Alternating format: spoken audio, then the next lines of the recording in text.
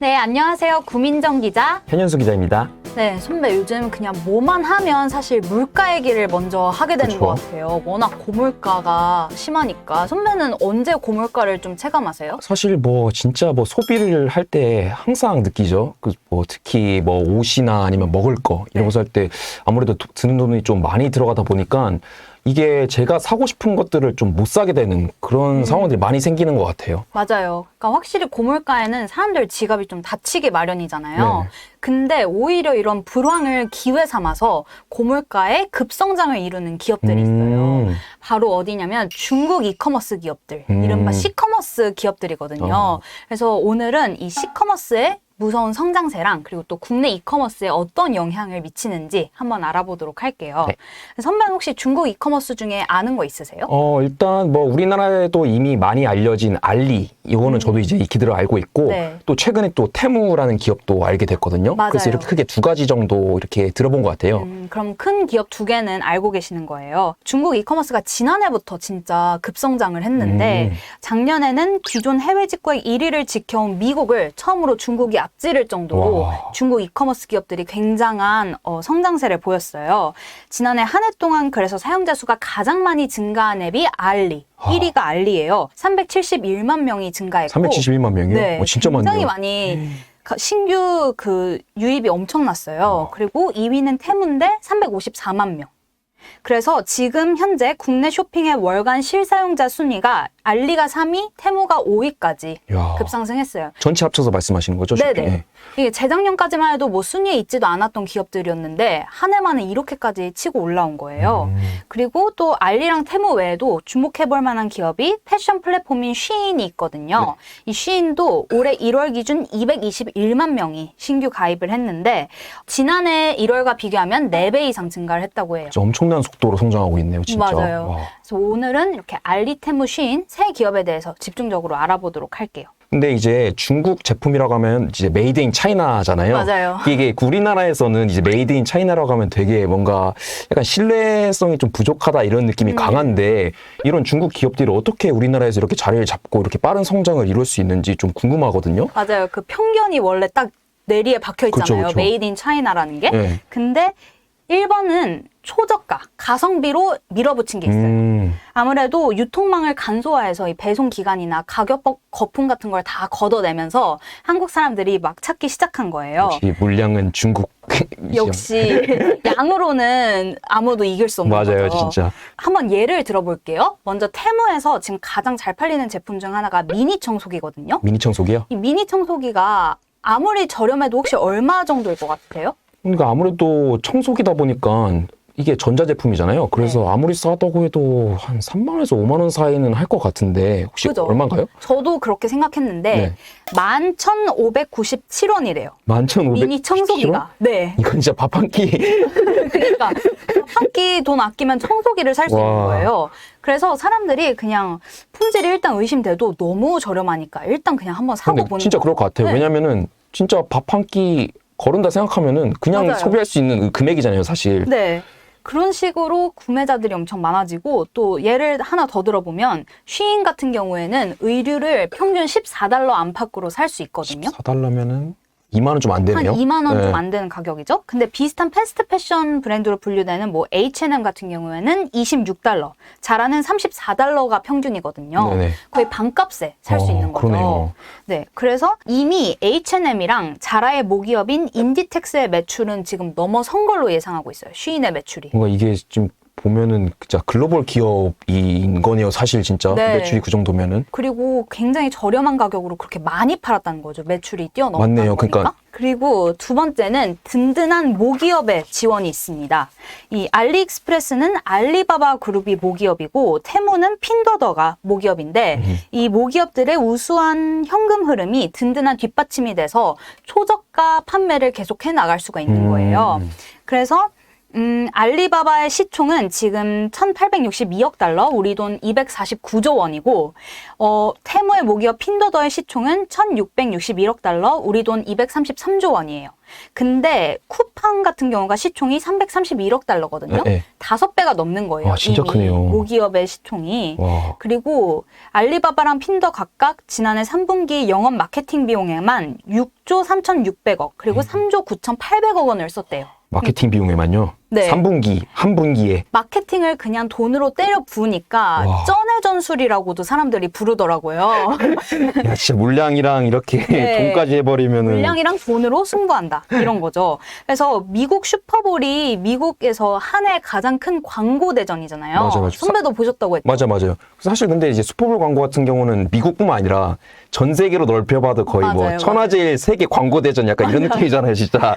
근데 그 광고 대전에서 이번에 가장 큰 광고를 한 주인공이 바로 테무였다고 해요. 맞아요. 이 초저가 상품을 파는 기업이 가장 큰 광고를 때린 거예요.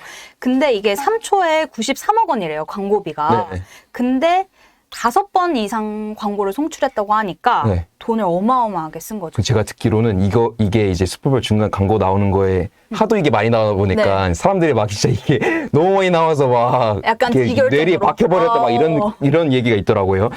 그러니까 이런 이제 광고 공세에 다른 기업들도 긴장을 하고 아마존도 지금 미국에서 긴장하고 아마존까지. 있다고 해요. 네. 와. 그리고 세 번째는 이제 한국에서 본격적으로 사업을 확장해 나가기 위해서 K-베뉴를 신설을 했어요. 그래서 그동안에는 뭐 배송기간이나 통관 절차가 오래 걸린다는 게 가장 큰 약점이었는데 네. 한국에서 상품을 판매하는 전용 공간을 아예 마련을 한 거예요. 그래서 한국에서 판매해서 직접 무료로 배송하고 배송 기간도 대부분 3일 내에 배송이 되는 거예요. 이게 그럼 물류센터네요, 사실상. 그리고 물류센터도 이제 지을 거라고 알리익스프레스 같은 경우에는 네. 예고를 한 상황이거든요, 한국에. 와. 그래서 한국에서 사업을 더 넓혀갈 것 같고 이미 뭐 LG생건, 아모레퍼시픽 등 20개 넘는 기업들이 K베뉴에 입점을 한 상태라고 해요. 근데 이렇게 중국 이커머스들이 열심히 넓혀가고 있지만 그럼에도 불구하고 좀 치명적인 단점이 몇 개 남아있거든요. 네네. 혹시 어떤 걸 것 같으세요? 뭐 중국 제품 하면 아까 말씀드렸듯이 뭐 사면은 고장이 잘 난다. 약간 맞아요. 이런 게 있고 또 유구한 그게 있잖아요. 약간 뭐죠? 짝퉁이 많다. 맞아요. 그래서 이 짝퉁, 불량품, 네. 품질 문제가 아무래도 가장 큰 문제인데 이게 또 왜 그러냐면 국내 기업들은 뭐 KC 인증이라든지 유해성 인증 같은 맞아요. 인증을 다 거친 제품만 판매를 할 수가 있어요.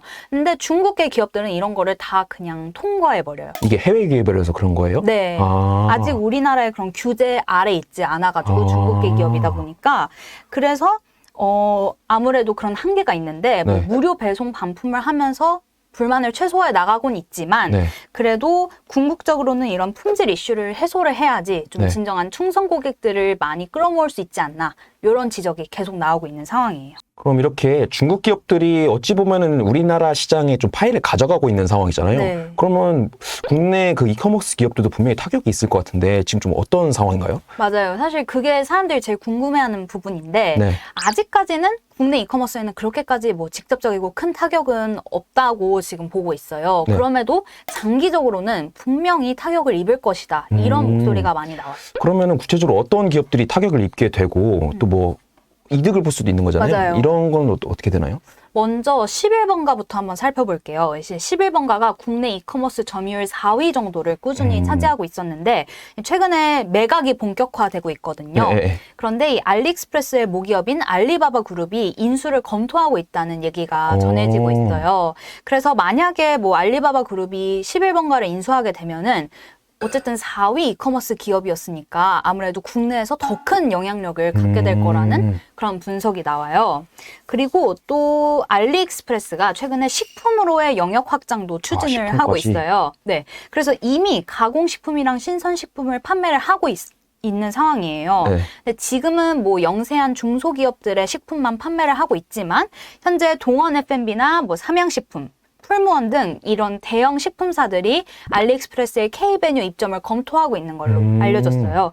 그래서 이런 식품 대기업들까지 참전을 하게 되면은 더 커질 거고, 네. 그리고 최근에 또 알리바바 그룹이 서울 근무를 조건으로 이 신선식품 MD 채용 공고를 냈다고 해요. MD 채용이면 진짜 본격적으로 이제 좀 판매하겠다 맞아요. 이거네요, 그래서 진짜. 사람들 이거 보고 신선식품도 이제 하겠구나 이렇게 예측을 하고 있어서 또 컬리 같은 기업들도 견제를 그러네. 하고 긴장을 할 걸로 보여집니다. 근데 반면에 알리나 뭐 이런 중국 이커머스 성장세로 인해서 극적인 화해를 한 기업들도 생겨나기도 했어요. 그러니까 원래 싸웠다가 네. 이 진출 때문에 화해를 한다고. 아무래도 국내 이커머스 1위인 쿠팡이 네네. 좀 1위인 만큼 또 적을 진 그런 네. 기업들도 많았는데 네.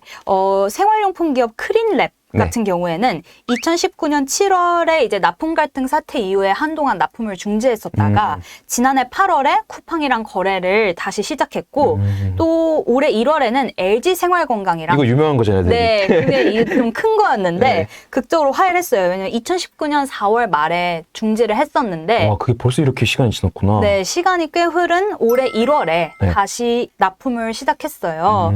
그래서 콧대 높은 이 1위 이커머스 기업 그쵸. 쿠팡이 이렇게까지 뭔가 화해를 막 하고 빨리 이 기업들의 납품을 서두른다는 거는 어쨌든 뭐 여러 가지 이유가 있겠지만 분명히 거대해지는 시커머스를 좀 견제하기 위함이 있다고 많이들 보고 있습니다. 이게 전체적으로 들어보니까 어쨌든 소비자 입장에서는 싼 제품이 들어온다는 것 자체는 좀 긍정적인 거잖아요. 맞아요. 근데 이게 따지고 보면은 중국 기업이 들어온 거니까 이게 중국 기업이 들어와서 다 시장을 지배해버리면은 결국 우리 국내 소비자한테 좋은 건지 나쁜 건지 이제 좀 생각을 해봐야 되는 그런 문제인 것 같긴 해요. 네. 그래서 또 뭐 국내 이커머스는 네. 뭐 이런 중국 기업들은 규제를 받지 않으니까 네. 역차별이다 네. 이런 목소리도 그런 거 많이 내고 분명히 있을 것 있어서 같아요, 진짜. 분명히 이거는 뭐 정부랑 기업들이랑 또 소비자들도 현명하게 네. 앞으로 연구해봐야 될 부분인 것 같습니다.